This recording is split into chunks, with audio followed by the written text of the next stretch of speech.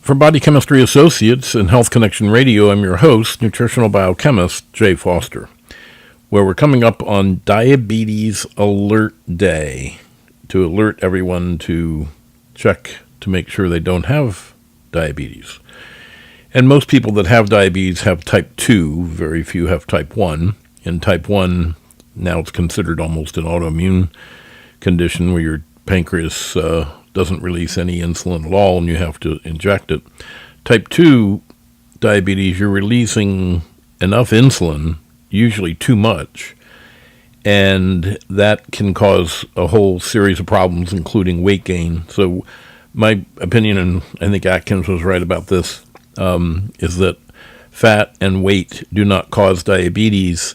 The blood sugar imbalance is what contributes to weight as one symptom, including other symptoms: fatigue, tiredness, mood swings, depression, concentration difficulty, memory loss, anxiety, panic attacks, nervousness, sleep problems. All those kinds of things can come from fluctuating blood sugar, unstable blood sugar. And so it's a continuum to get to type 2 diabetes, and it starts with what I consider unstable blood sugar or hypoglycemia, low blood sugar, but it's actually unstable because it can go up and down. And when it goes down, you get those kind of symptoms, including some people get headaches and tiredness and cloudy thinking and learning disorders in kids, 4 o'clock slump, sleepiness after meals. And then if nothing stops it, your blood sugar goes down to 0 and you pass out and die because you can't live with a 0 blood sugar. So your brain says it's an emergency. It causes a release of adrenaline to come out that picks your blood sugar back up to a safe level for the brain, and then the emergency is over.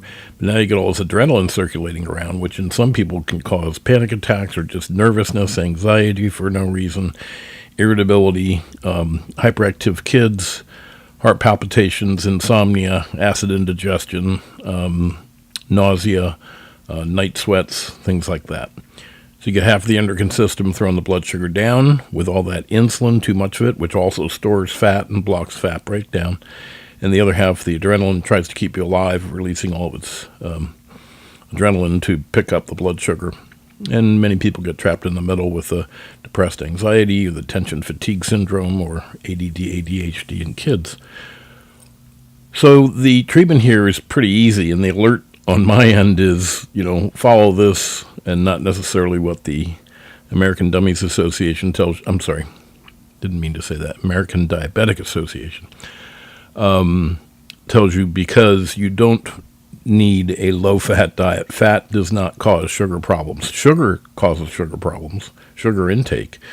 And many of us had so much sugar as kids that now we can't even tolerate carbohydrates. It's a carbohydrate intolerance.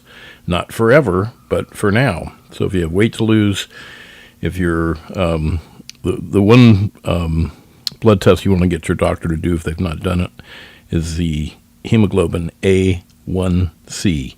And that's about a 4-month profile of where your blood glucose is. It's much more accurate than just doing a fasting sugar in the morning because it's about a 4-month profile. Now, some of the medications that they give for type 2 diabetes, I'd be embarrassed if I had this medication and they say it lowers A1C by 1.3% in one case. 1.3%? Are you kidding me? If we didn't get 30% in 4 months, something was wrong. So we have much better success.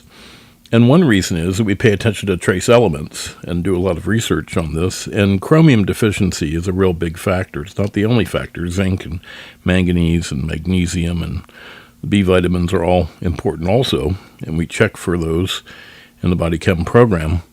But if you went to PubMed like I just did, pubmed.gov, which is the service of the National Library of Medicine, National Institute of Health, and your search terms, when you get in there, type in chromium and diabetes, and if you had done it, like I just did, there's 822 articles on chromium, and most of it's type 2 diabetes, but some in type 1. 822 as of today, and that's March 25th, 2019. I almost said 1919. 2019. So chromium is very important, and it's so bad that most doctors are not being taught about how important it is. This is out of biological trace element research back in 2013. The effect of chromium on fasting plasma glucose, glycated hemoglobin, that's the A1C, and lipid levels, fat levels in the blood.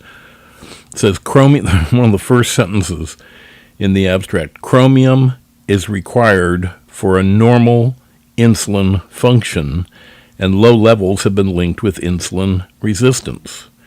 What do you think? It's a Farxiga deficiency or a Januvia deficiency?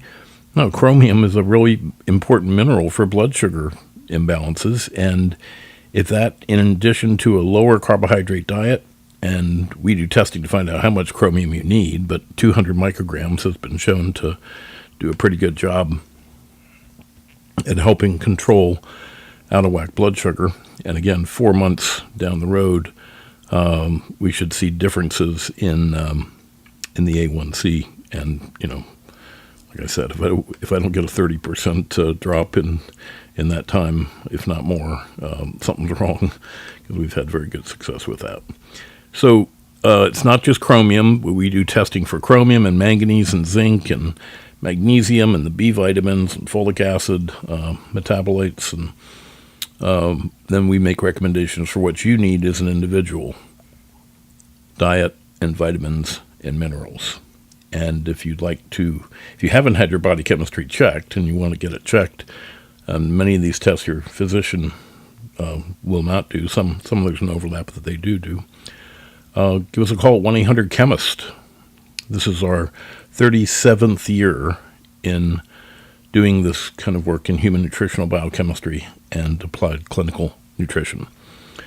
1-800-CHEMIST, and that's 1-800-243-6478. On the web, 1-800-CHEMIST.com. This is Jay Foster, nutritional biochemist, director of Body Chemistry Associates, and host of Health Connection Radio. We'll be with you again on a future show.